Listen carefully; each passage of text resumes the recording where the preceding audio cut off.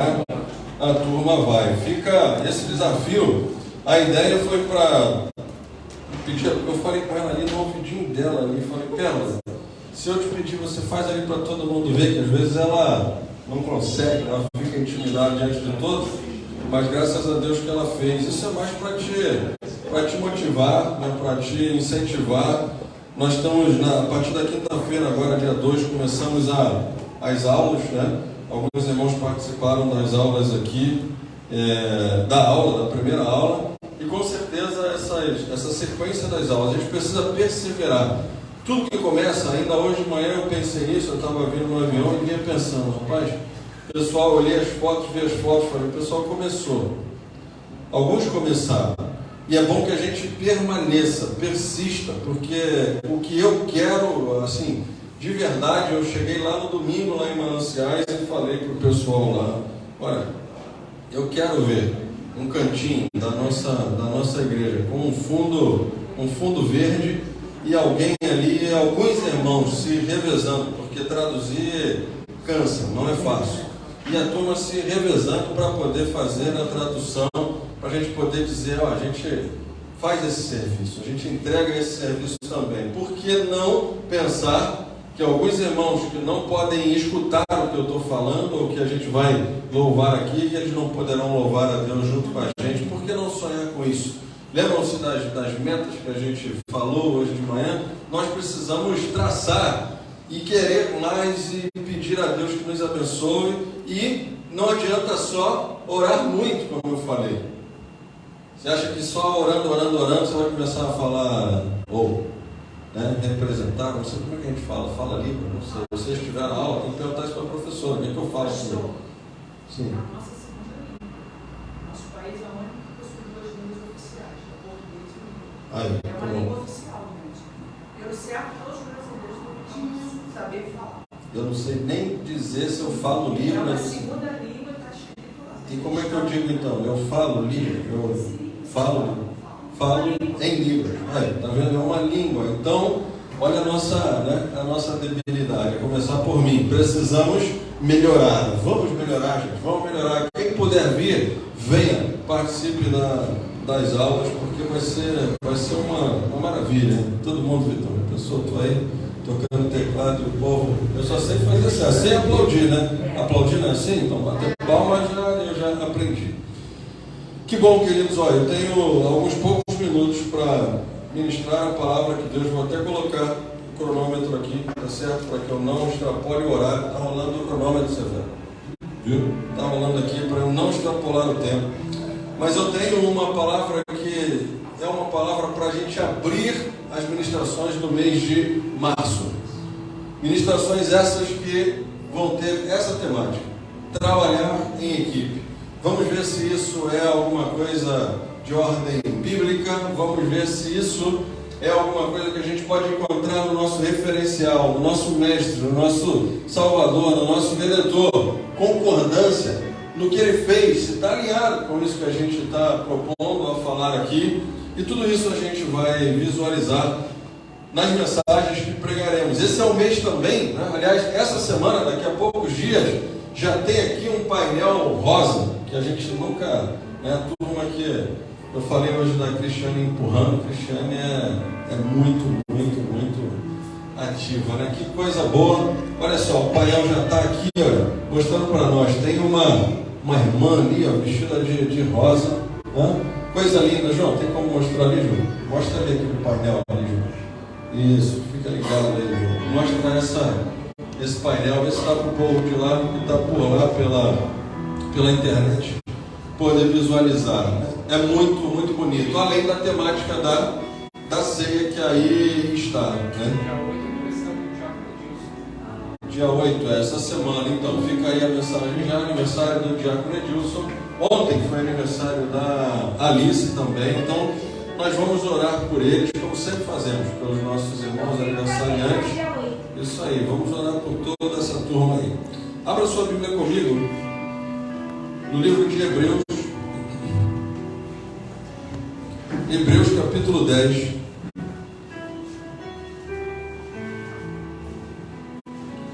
Hebreus 10, quero ler 2 versículos.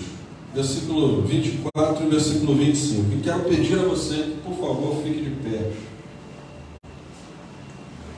A partir de agora, gente, vamos adotar algumas práticas. Eu comentei quando preguei domingo lá em Mananciais, e vou comentar com vocês aqui também, tá? Não me tomem como chato, como retrógrado, alguém que quer viver o passado outra vez aqui em 2023. Não é isso. A ideia é que a gente possa, eu falei isso em Mananciais domingo quando preguei, e disse lá em alto e bom som para o povo: chega de negligenciar algumas coisas que são super importantes para nós, como numa celebração, numa ministração, num culto. Nós precisamos, primeiro, prestar muita atenção na ministração. A palavra que é ministrada, esse é o momento em que nós temos a oportunidade de escutar Deus falando para nós, através dos servos que Ele vai usar aqui. A palavra, o momento da leitura da palavra é algo super importante.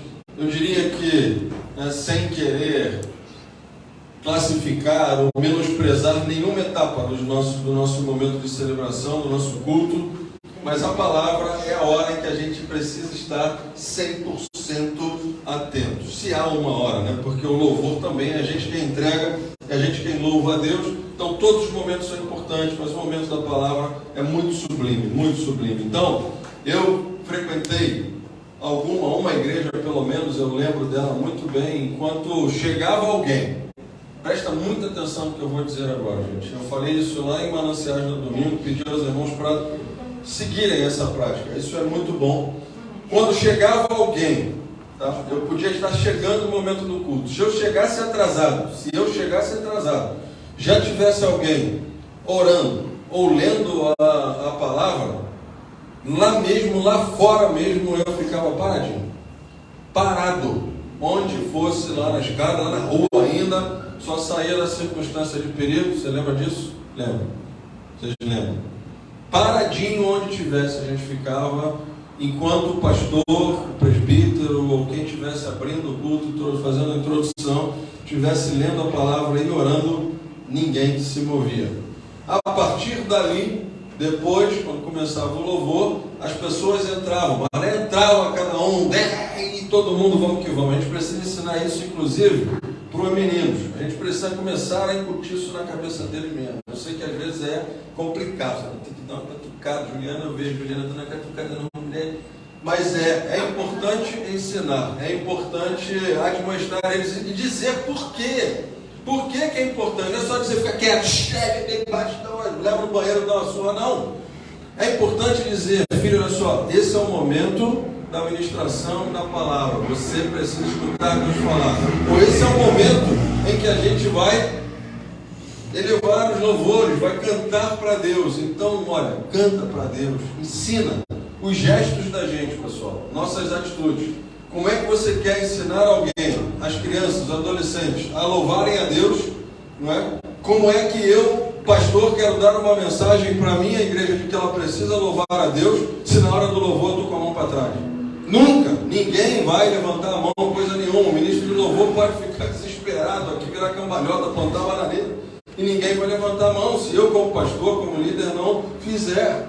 Então é importante, nós como adultos, no momento do louvor, não é para ficar sentado não, cara. Está cansado, está com a coluna doendo, eu sei, mas é o período em que você veio de novo. Nós viemos aqui para adorar a Deus. Vocês recebem essa palavra? É uma palavra amorosa, uma palavra que eu quero ver a nossa igreja ser referência em termos de, na hora que a gente for louvar, a gente louva, mas louva mesmo. E não interessa se está afinado, se está desafinado, eu falo às vezes que a minha sogra queima a largada. Sabe o que é queimar a largada? Acabou, a frase ainda nem acabou, o músico nem mudou a acorde, ela está cantando a próxima frase. Mas tá bom, mas canta. O importante é cantar. Depois ela briga comigo ali fora, a minha sogra mesmo. Não, mas é de novo, é bom que seja, que a gente possa cantar mesmo. Escuta a voz, eu preciso escutar a voz de vocês escutarem a minha, e assim a gente trabalha em equipe no louvor ao nosso Deus. Só nisso você já viu que isso aqui tem tudo a ver, né? Hebreus 10, 24 e 25. Vamos ler? Diz assim o texto: e consideremos uns aos outros para nos incentivarmos ao amor e às boas obras. Não deixemos de reunir-nos como igreja, segundo o costume de alguns, mas procuremos encorajar-nos uns aos outros. Você pode ler comigo aí, vamos lá, o verso 24 e o verso 25. Se a tua versão é um pouquinho diferente, não tem problema. Leia com voz bem alta aí. 1, 2, 3, 24. E consideremos uns aos outros para nos incentivarmos ao amor e às boas obras. Não deixemos de reunir-nos como igreja, segundo o costume de alguns, mas procuremos encorajar-nos uns aos outros.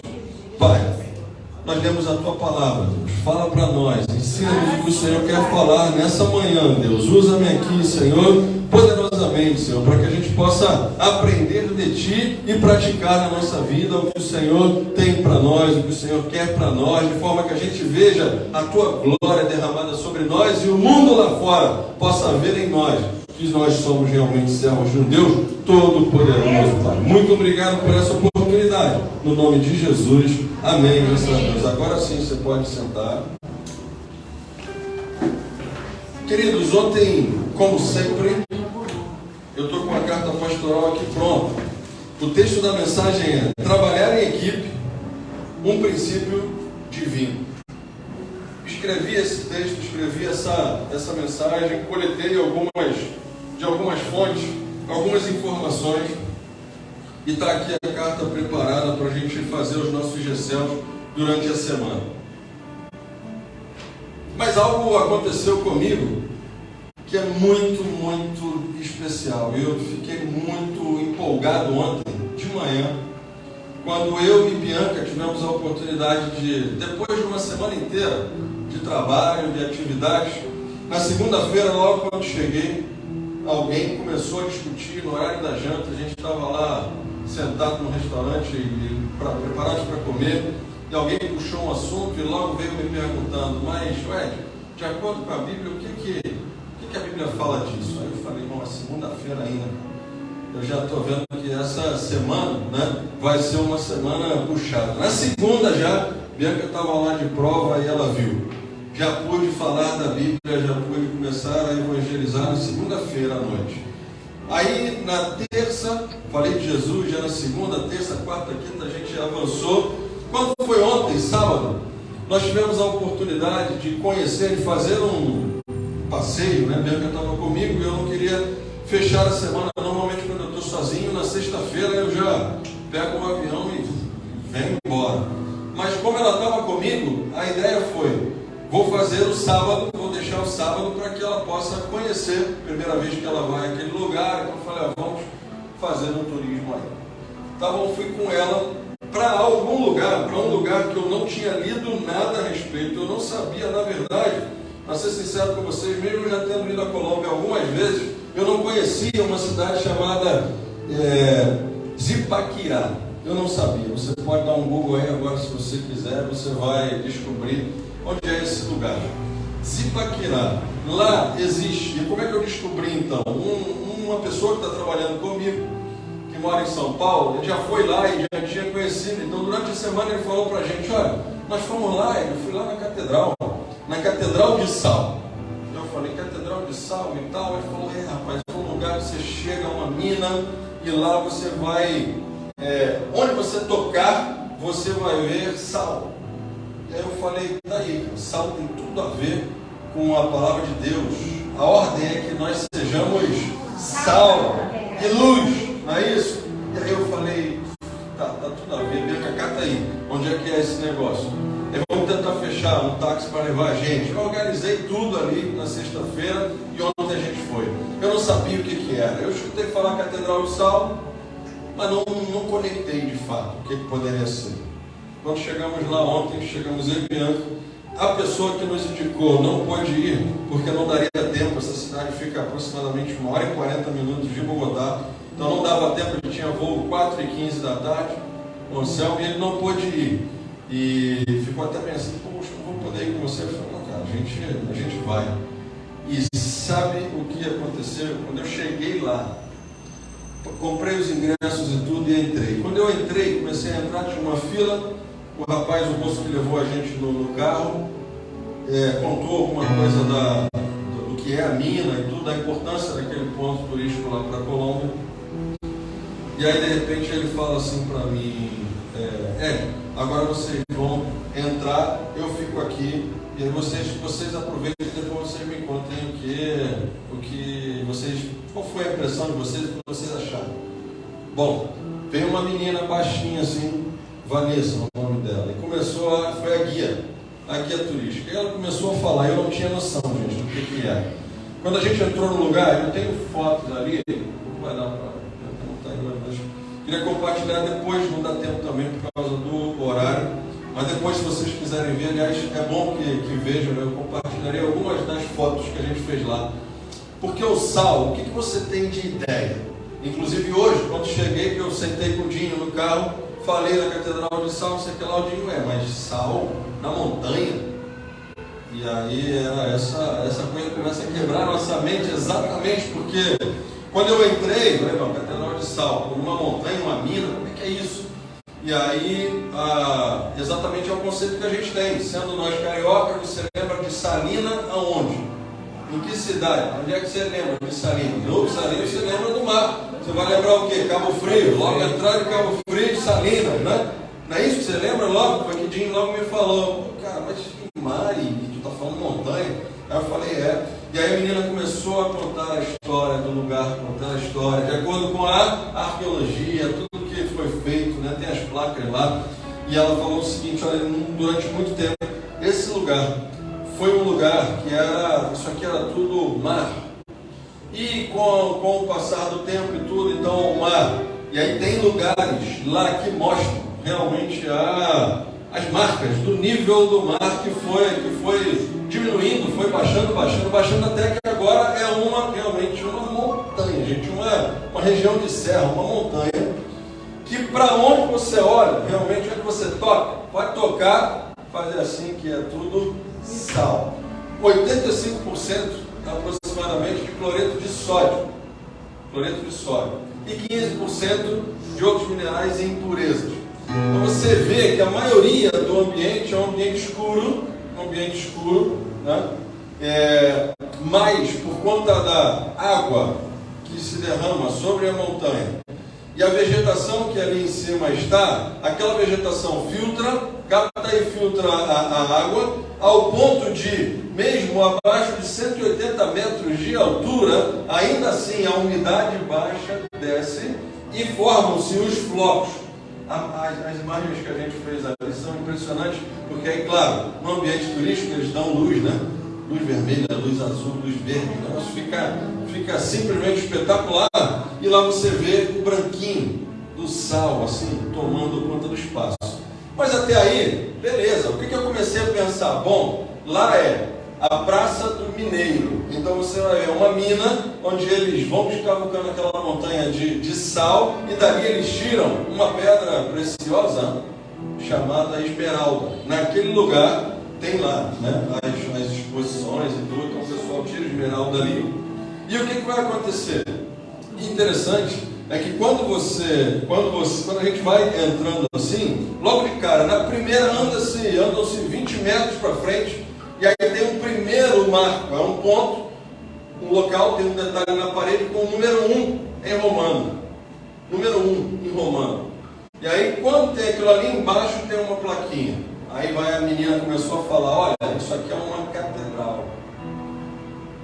E a catedral, ela foi realmente construída, a ideia de construir a catedral aqui embaixo, por quê? Porque os mineiros, por perceberem que a atividade deles, por saberem que a atividade que eles desenvolvem, de trabalho, a atividade profissional deles, é muito, muito perigosa, eles procuram se apegar a Deus. E aí, obviamente, tem uma Santa do Rosário lá e tal, que eles também consideram. Mas, além disso, o mais interessante foi que 120 mineiros que trabalharam naquele lugar, trabalham alguns ainda lá, eles tiveram uma ideia de fazer, junto com um arquiteto, fizeram a Via Crucis à medida que você vai baixando no caminho, o que você vai vendo são os passos do que a Bíblia narra. Gente, eu estou contando isso para vocês aqui, porque isso vai ter link com o texto que a gente acabou de ler. E como é que Deus é maravilhoso, porque isso aconteceu comigo ontem. É papo de ontem. Eu já tinha, obviamente, a ideia de vou ministrar sobre trabalho em equipe e tudo. Mas Deus, dá para você entender, Deus que é sabedor, para eu poder trazer para vocês alguma coisa que talvez você nunca tenha escutado a respeito. Eu poderia vir aqui e falar de trabalho em equipe, ler um monte de texto na Bíblia, que você vai concordar comigo que o trabalho em equipe realmente é algo importante, é algo que Deus vai sempre validar, vai sempre apoiar. Isso é fato, está concluído já. Na primeira ministração, você vai saber que em março, todos que vierem aqui, as irmãs que vão ministrar, todas vão dizer que o trabalho em equipe é importante. E a gente sabe que é. Mas Deus me permite chegar num lugar daquele, e de verdade, enquanto a gente ia num grupo, nós fomos num grupo de umas 20 pessoas mais ou menos, e a guia, a Vanessa lá explicando. Quando ela começou a falar, sabe, a respeito do momento, tem o primeiro momento, uma cruz esculpida na parede, uma cruz na parede de sal, no meio da montanha, a cruz gigante, as fotos estão ali, eu tirei foto de cada passo, de cada marco, para vocês poderem depois eu colocar numa ordem, de forma organizada, para que quando a gente for ensinar, de repente, em algum momento, a ver a cruz, tem foto muito linda para vocês poderem ver. Uma cruz esculpida lá pelos mineiros, um trabalho em equipe fenomenal. Você vê os detalhes, assim, coisa muito, muito linda. E mais do que isso, apontando para o seguinte, apontando para Jesus. Um monte de gente, eu olhava para a cara das pessoas assim, eu falava, cara, é isso mesmo. Eu vim fazer um passeio turístico e estou recebendo uma baita de uma pregação para dizer exatamente que existe um Jesus que passou todos os momentos, você vai ver cada passo, era assim, as paradas, ela ia puxando, ia dizendo, não deixava nem o povo, logo na primeira fala, a menina baixinha assim, pequenininha, com um rádio, obviamente, né, já toda preparadinha, um microfone, ela falava e já a caixinha já deixava todo mundo escutar, e umas 20 cabeças de tudo quanto é lugar do país deles lá e do mundo, incluindo a gente e outros turistas lá, e ela falando, olha, aqui, essa cruz, essa primeira que aparece aqui, representa o momento em que Jesus, realmente já condenado, ele pega a cruz e começa o caminho. E aí vai passando todos os momentos. A cruz tinha um detalhe, tinha uma forma. Quando chega mais adiante, vem um momento em que Jesus caiu, a primeira queda de Jesus. Aí os caras já esculpiram um trabalho espetacular, sabe? Alguém pensou, é o que eu compartilhei de manhã, trabalho em equipe, alguém pensou, teve a ideia, vamos fazer aqui, nesse cenário, Jesus caindo, como é que a gente pode fazer? Começa a reunião, eu posso imaginar, e eles fizeram, e ali alguém, configurando, nós vamos talhar aqui a cruz, e algum, que é um arquiteto, ela falou o nome do arquiteto lá e tal, e o cara começou a desenhar aquilo, tudo embaixo da terra, gente. Quando Jesus cai, está escrito lá, Jesus caiu a primeira vez, né? Jesus carregando aquela cruz pesada, tremenda, ele vai e cai. Quando ele cai, ali eles fizeram uma cruz cravada na terra, você vê a cruz saindo do piso, né? Já não vê mais a cruz inteira como viu lá no primeiro momento, você já vê uma parte dela cravada na cruz, dando a ideia de que ele caiu. Vai ter uma segunda vez que ele caiu e lá na frente aparece essa cruz um pouco mais enfincada já na terra, e uma terceira vez ainda aparece a cruz já quase no... Foi na visão deles, na forma deles interpretarem, né? Então a cruz já quase o travessão horizontal cravado no chão. Mas vários outros momentos que ali apareceram, inclusive o momento em que Jesus parou para consolar as mulheres de Jerusalém, mesmo no momento do sufoco, mesmo na hora da aflição, ele ainda encontra tempo para... Esse é o Deus a quem a gente veio lá. Mesmo no momento de aflição, de sufoco, de dificuldade, ele ainda tem a palavra para mim e para você. Ele não mudou, Jesus está vivo. Lá quando a gente viu essa Via Crucis toda ontem, o final dela não é um boneco pendurado na cruz, não é. O último passo disso tudo aí, eu vou resumir para a gente poder, depois eu mostro passo a passo para vocês. O último passo dessa história é um sepulcro vazio. A cruz que eles pensaram, a forma que eles pensaram, a cruz está deitada, parte dela para dentro e só a pontinha dela vazia. Eles jogam uma luz bastante vermelha e aí ainda falou assim: aquele vermelho é para representar o sangue que foi derramado pela minha e pela tua vida, querido. Se isso não significar nada para você, olha só, não adianta ficar caminhando anos após anos dentro da igreja. A mensagem do Evangelho de Jesus é que nós estávamos condenados, estávamos fracassados totalmente, mas Jesus, cumprindo o plano de Deus, morreu, deu a vida dele na cruz, e é por isso que a gente tem uma celebração de ceia hoje aqui, porque o sangue foi derramado, como você vê num simbolismo aqui.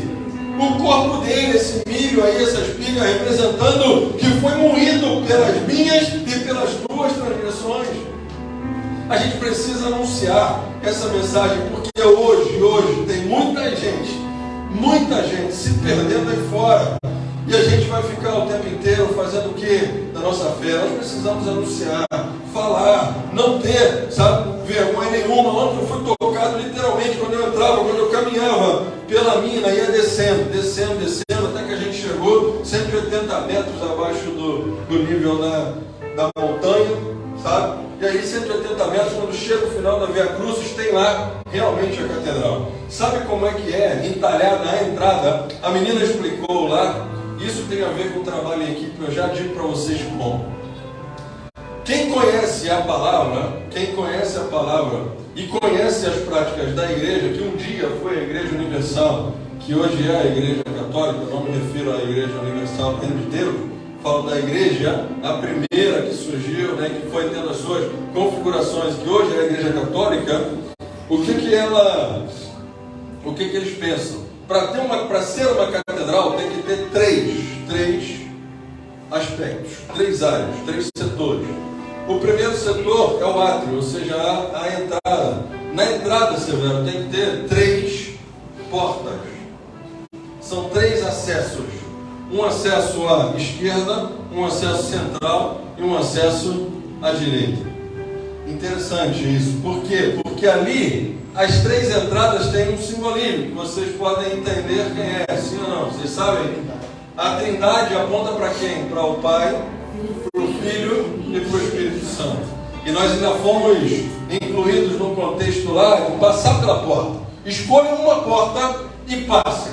A menina falou assim para o grupo: escolham uma porta vocês e passem. Não pensem que tem a ver com o Pai, com o Filho e com o Espírito Santo. Ela ainda deu a dica. E falou assim: quando a gente atravessar lá do outro lado, eu explico para vocês o que é. E nós passamos. Quando nós entramos, eu e Bianca olhamos um para o outro. Bom, já estamos aqui, a gente estava quase em frente à porta central. Passamos pela porta do centro. Olhei para trás, não via ninguém na porta do centro. Falei: Bianca, o que a gente está... De repente esse povo já veio aqui, sabe a pegadinha, o que a gente está fazendo, né? Nós entramos pelo centro, só mais um casal veio atrás de nós. O restante do povo foi todo mundo pela esquerda, quase todo mundo, e mais uns pouquinhos também foram pela porta da direita. Quando chegamos do outro lado lá, a menina falou assim: e aí, vocês têm uma ideia do que é? O que seria a resposta? Por que das 3 portas ali e tal? As 3 portas, além de simbolizarem o Pai, o Filho e o Espírito Santo, no contexto ali, ainda na história daquela catedral, eles pensaram assim: olha, quem entrar pela esquerda é o símbolo de todos os homens pecadores, aqueles que pecam, estão aí largados totalmente. Os que entram pelo centro, aí fui eu e Bianca ainda ficou toda alegre, ainda falou assim para mim: pai, que bom quando ela revelou. Que bom que a gente foi pelo centro.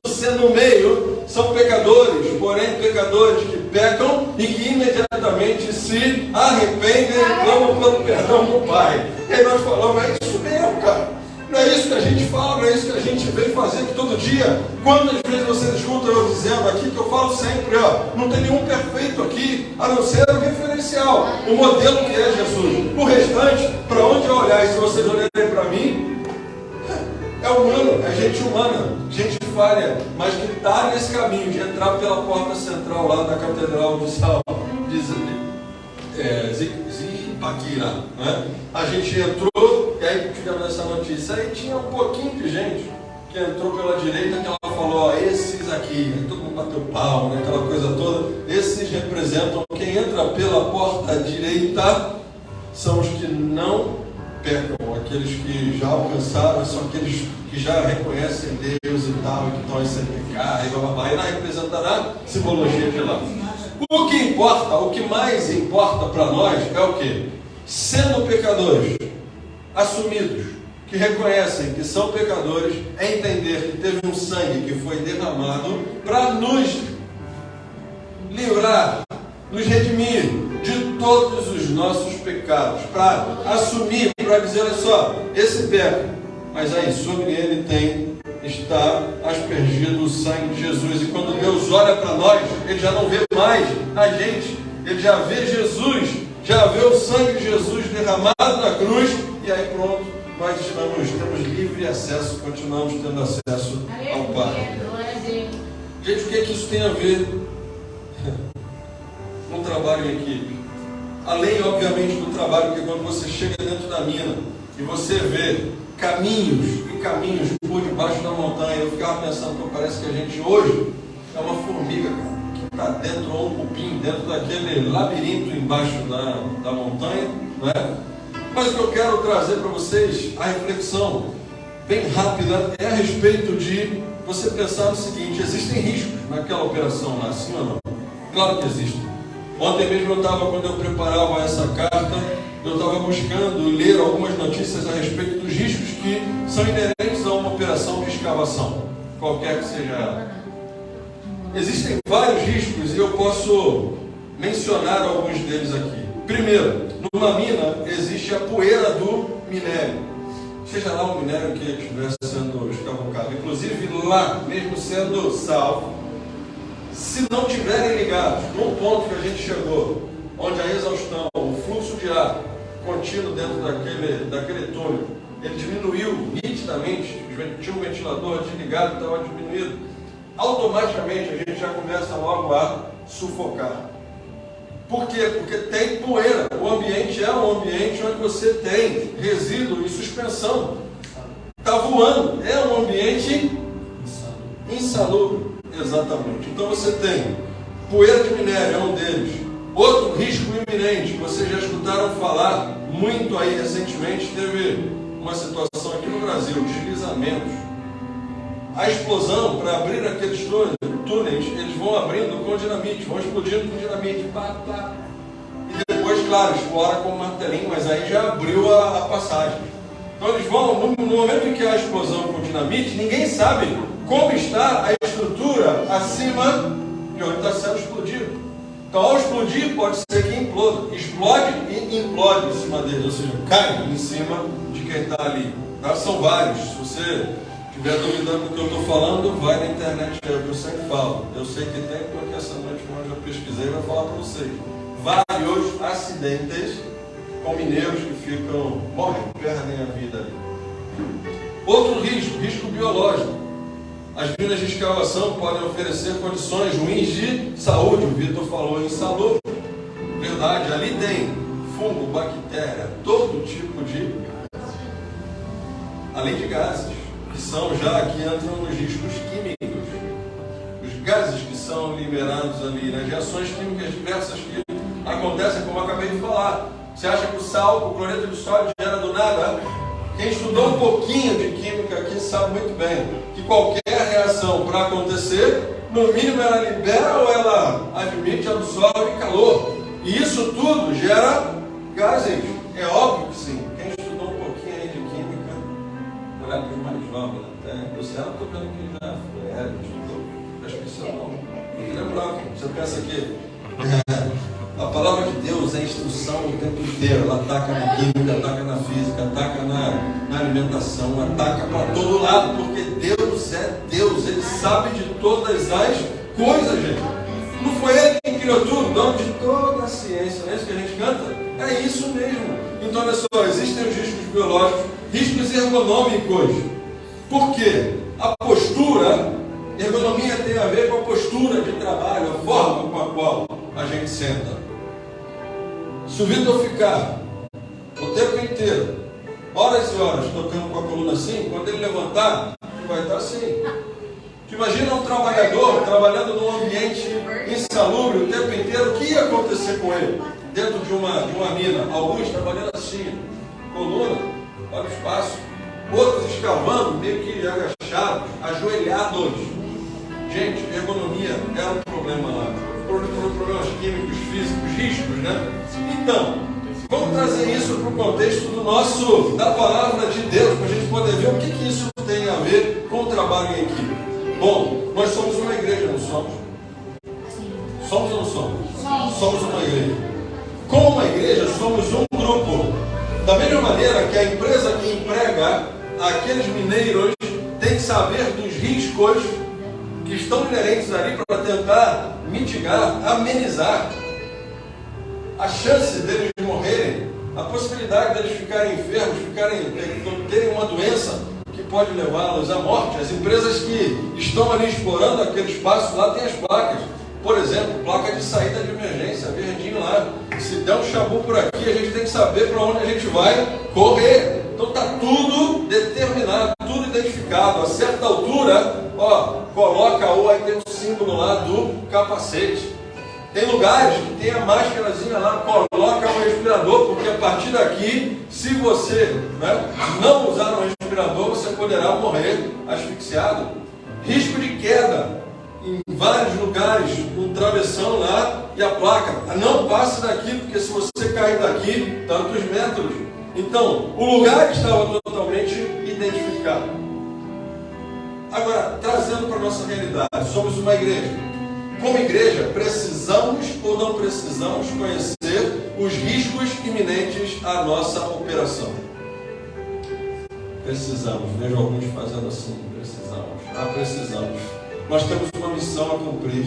A missão é evangelizar o maior número de pessoas que a gente puder, para poder acrescentar os que vão de ser salvos por Jesus, aumentar não só os frequentantes, as pessoas que vão estar participando com a gente da Igreja Metodista, Wesleyana, em Cascadura, ou Mananciais, ou seja lá onde for.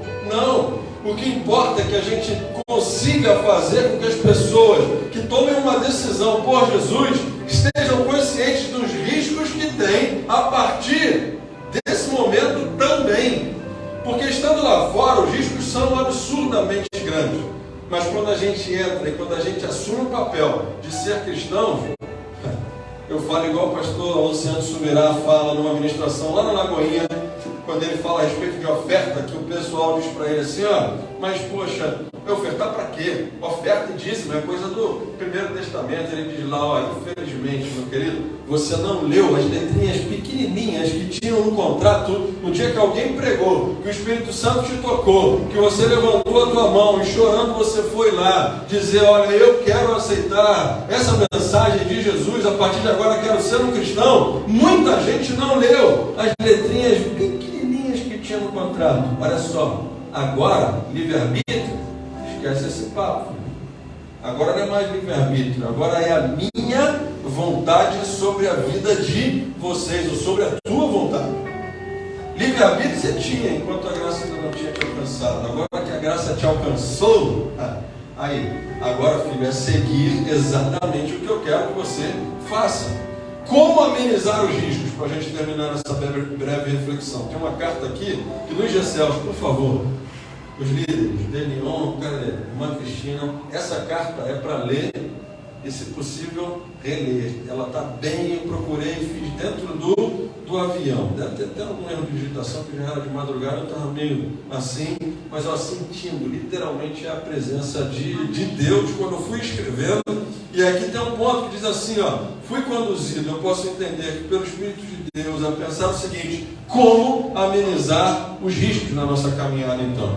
Primeiro ponto que eu quero comentar com vocês, uso de EPIs. Alguém sabe o que é EPI aqui? Ele está bloqueado. Vitor está bloqueado também, já estudou isso? Ela está bloqueado. Equipamento, que lindo, espetacular. EPI, equipamento de proteção individual. não vai dar para a gente ler agora. Eu vou comentar alguns. Efésios capítulo 6. Do versículo 11 até o versículo 19. Você vai ler tudinho. Você vai ler esse capítulo. Isso é tarefa para essa semana, tá certo? Mas Efésios 6, de 11 a 19. Vocês vão ver. Já tem gente falando, é isso aí mesmo. Tem que usar o EPI ou não tem? Tem. Pregação da consagração. Nós falando ali, é isso aí mesmo, gente. Temos que usar o capacete da salvação. Armadura. Por quê? Porque sem a armadura, quando vier a flechada, quando vier o desânimo, quando vier a depressão, quando vier a notícia ruim, se a gente estiver sem a armadura, vai entrar e vai descer, vai abalar, podendo colocar-nos numa posição de estarmos deprimidos, como você vê tanta gente. Cinturão. Tem que colocar o cinturão? Tem, cara. Tem que colocar a couraça da justiça? Tem que colocar os EPIs. Vocês já entenderam? Creio que falo para pessoas que já entenderam. Quem não entendeu, eventualmente, leia Efésios capítulo 6, do verso 11 até o verso 19. Você vai ver que coisa linda é poder entender que na Bíblia nós vamos ver a referência ao uso de EPIs. Lá não está falando do uso de EPIs. Mas eu estou trazendo o contexto para você pensar que da mesma maneira que os mineiros estão cavando a rocha lá e eles precisam se proteger, nós estamos caminhando, cavando a rocha da vida, cavando a mina, tentando chegar, sim ou não? Você não está correndo atrás de uma coroa, não? Eu estou correndo. Se os mineiros estão indo lá atrás de esmeralda, atrás de jade, atrás de ouro, seja lá do que for, eu estou correndo atrás de uma coroa que a Bíblia diz que é incorruptível, que não vai ter nada, nem traça, nem ferro, nem corrosão, nem nada que pode destruir. Por quê? Porque eu quero crer que você vai comigo, morar lá com Jesus na eternidade. Isso é espetacular. A segunda coisa, segundo hábito que a gente tem que ter para amenizar os riscos da nossa trajetória. Precisamos de treinamentos. Como é que um cristão pode ser treinado? Alguma sugestão? Bloqueadíssimo. Discipulado. Luciano falou, Ariel, discipulado. Coloquei o exemplo nessa semana. Foi de novo, isso aí, tudo que vocês estão falando, escola bíblica está saindo, palavra de Deus, discipulado, isso aí, gente, é isso mesmo. E no discipulado, o que acontece? Tem como fazer discipulado o irmão lá pela internet?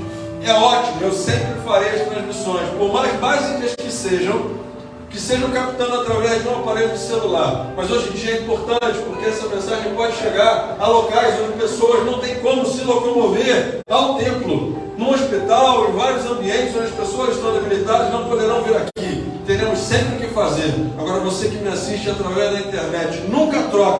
Podendo estar presencialmente, nunca troque a presença dentro do templo. Nós acabamos de ler Hebreus 10, 25. Congreguem, não deixem de congregar, porque ao congregar você vai poder olhar para a cara de todo mundo assim e vai falar, cara, eu estou na lama, possivelmente, mas eu estou vendo que tem alguém que pode me ajudar.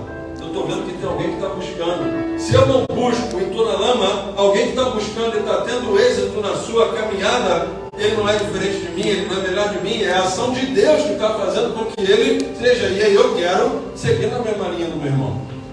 Por outro lado, eu vou poder olhar e ver também pessoas que estão na caminhada, mas estão débeis, não estão fazendo aquilo que deveriam fazer. E dessas eu faço o quê? Corro? Não. Eu me aproximo para ajudá-los a avançar. Ou seja, no trabalho em equipe, uma igreja que entende o que é trabalhar em equipe, ela se autoajuda. Ajuda uns aos outros. No texto que a gente leu, fala disso ou não fala, gente? Vamos aconselhar uns aos outros. O autor de Hebreus, ele deixa isso claro. Amando-vos uns aos outros, motivem uns aos outros. Vai ter dia que eu vou chegar aqui, como estou hoje, de verdade.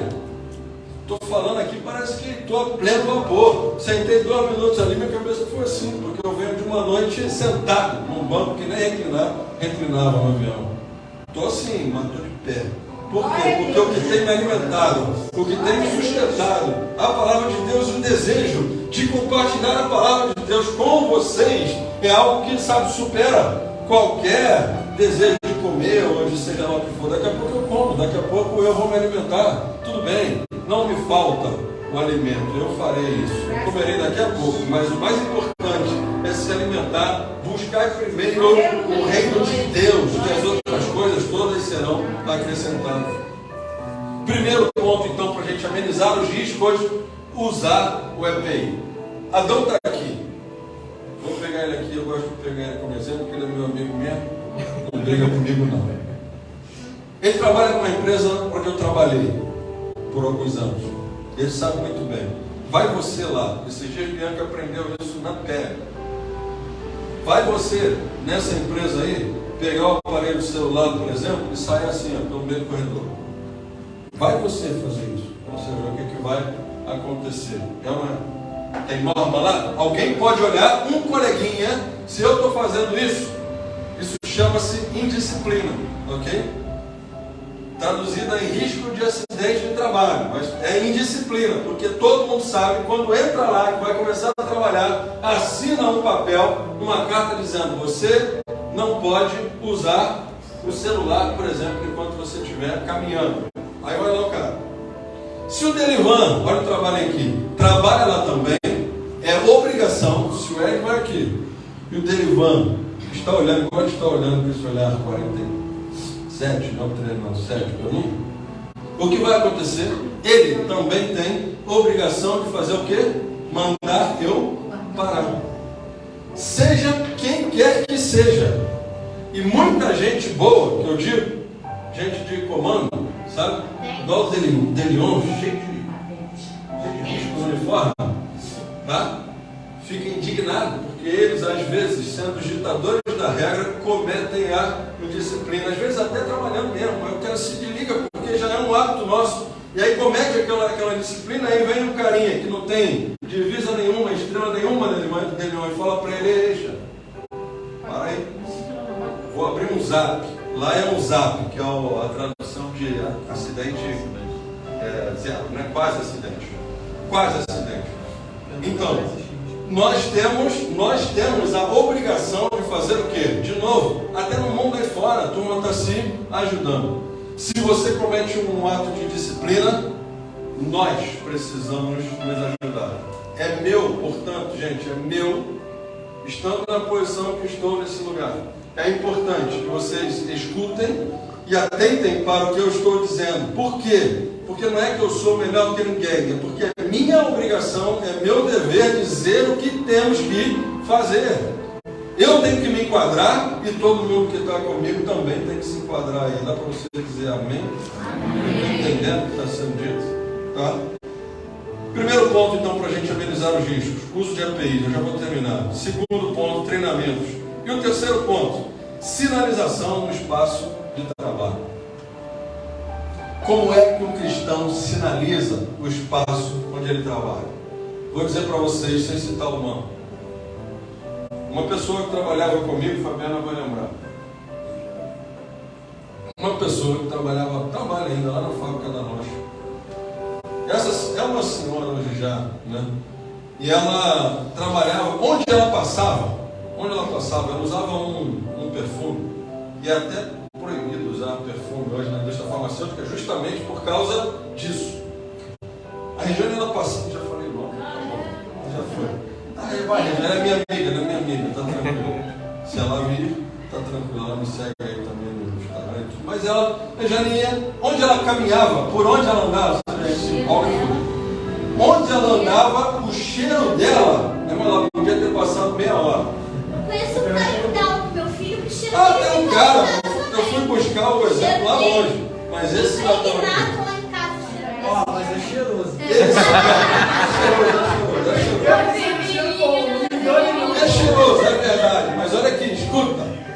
3 dias depois tu vai lá, tá lá o cheiro do cara. Eu até comprei o perfume copiando, sente aí. É igual, tá bom. Parecido, porque na pele, claro, vai ter um odor diferente. Mas é o mesmo. Olhei, porque achei tão fantástico. Falei, cara, esse moleque chega aqui, mas é claro que eu acho que ele gasta 1 litro do pote só de manhã, né? E eu não, por isso fica diferente, então. Mas brincadeira brincadeira à parte, o que acontece? O que seria, o que vocês poderiam pensar que o cristão precisa praticar para, então, exalar o cheiro, literalmente, de querer dizer que o cheiro suave de Cristo está trazendo aí, né? Aquela linguagem. Né? E aí, como é que a gente tem que fazer? Lembram-se de uma palavra chamada testemunho? Atitude de cristão, atitude de homem, de mulher que realmente buscam a presença de Deus. Que vão errar sim, mas que, como eu brinquei lá no começo, aquela questão de que eu e Bianca fomos pela porta do meio, que a gente tem essa consciência, eu erro, mas imediatamente eu me volto para Deus e peço perdão, não pela misericórdia do Senhor, né? E assim, o que eu já errei hoje, não repito amanhã, eu não fico repetindo, caindo no mesmo erro, porque o meu pai ensinava para a gente o seguinte: olha, toda vez que você fica repetindo o mesmo pecado, que você traz para a tua vida rotinária, né, rotineira, você traz o mesmo erro seguidamente, não muda, escuta uma mensagem, escuta a palavra te ensinando, lê a Bíblia e não muda a tua forma de agir, sabe o que você está fazendo? Está levando Jesus para a cruz outra vez.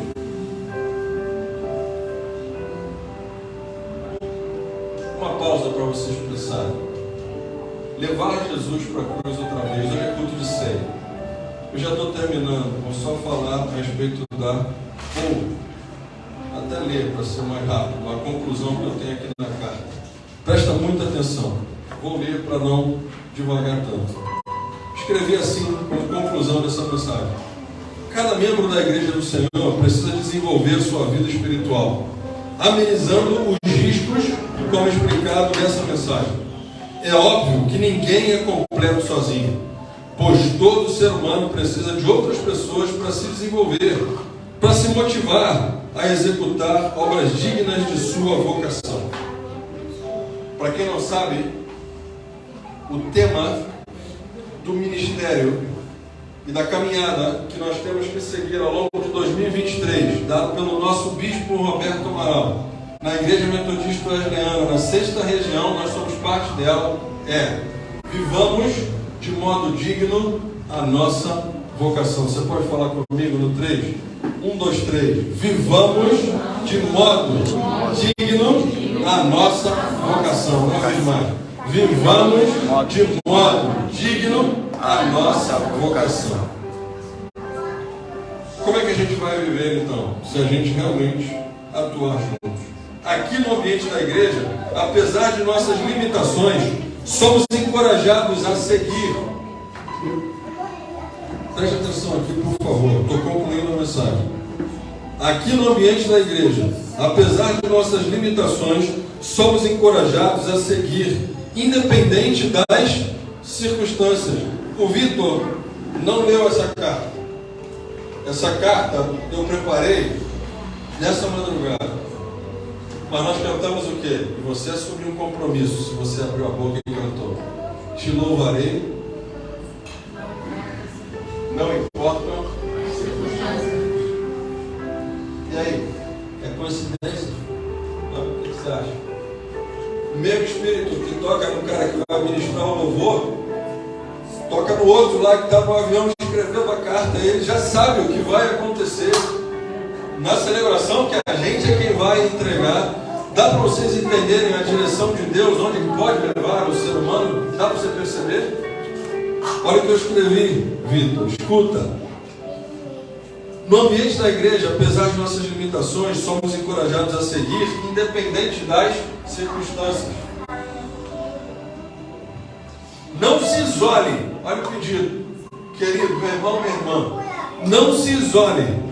Não seja um cavaleiro solitário, mas congregue. Vocês vão ter acesso a essa carta, você vai ver, está com letra caixa alta desse tamanho. Congregue, aí eu coloco, siga o conceito do autor de Hebreus, no capítulo 10. Congregue, porque sozinho você só vai conseguir olhar as tuas limitações. Quando você congrega, você começa a olhar e ver que estamos todos caminhando. Se a gente pudesse dizer o ditado mundano aí, estamos todo mundo no mesmo barco. Na mina de Zipaquirá está a Catedral de Sal. E é impressionante o trabalho feito pelos mineiros. sob a orientação de profissionais, arquitetos e artesãos, através do qual as pessoas que por ali passam podem relembrar os últimos momentos da vida terrena, a morte e a ressurreição de nosso Senhor Jesus Cristo. Jesus escolheu 12 homens, cada um com suas limitações e virtudes, fazendo daquele grupo a equipe que cumpriu a missão de levar o Evangelho às pessoas de seu tempo, de maneira tão singular, que ainda hoje, aqui estamos nós, tendo acesso à Palavra de Deus e permitindo que o Pai Celestial aprimore a obra começada há algum tempo. A ceia do Senhor deve ser considerada pelos cristãos uma prática essencial para a sua vida espiritual e, portanto, como disse antes, permita-me cumprir o meu papel de pastor e dizer mais uma vez: largue tudo o que te impede, o que te prende ao passado, seja esse um passado distante ou muito recente. Elimine a barreira que te impede de viver a totalidade da vida da igreja e nos ajude a fazer do trabalho em equipe a fórmula para o sucesso da nossa igreja. Me fiz entender? Dá para vocês entenderem? Nós temos um batismo programado para 1º de maio. Tem 2 meses para a gente avançar. Temos pessoas que têm desejo de se batizar e ainda estão, de certa forma, impedidos. Meu apelo emocionado aqui, gente, é para que vocês, de uma vez por todas, decidam-se pelo Senhor Jesus. Arruma a situação da vida que te prende a uma condição de não poder participar desse momento, que é uma das ordenanças de Jesus. E participe da ceia com a igreja. Ninguém sabe se vai ter outra oportunidade. Nós que aqui estamos, participamos desse ato de hoje, agradecendo com o nosso coração realmente grato a Jesus pelo que Ele fez por nós. Coloque-se de pé, querido, nessa hora. Eu espero que fique claro para vocês que nós precisamos trabalhar em equipe. Trabalhar em equipe.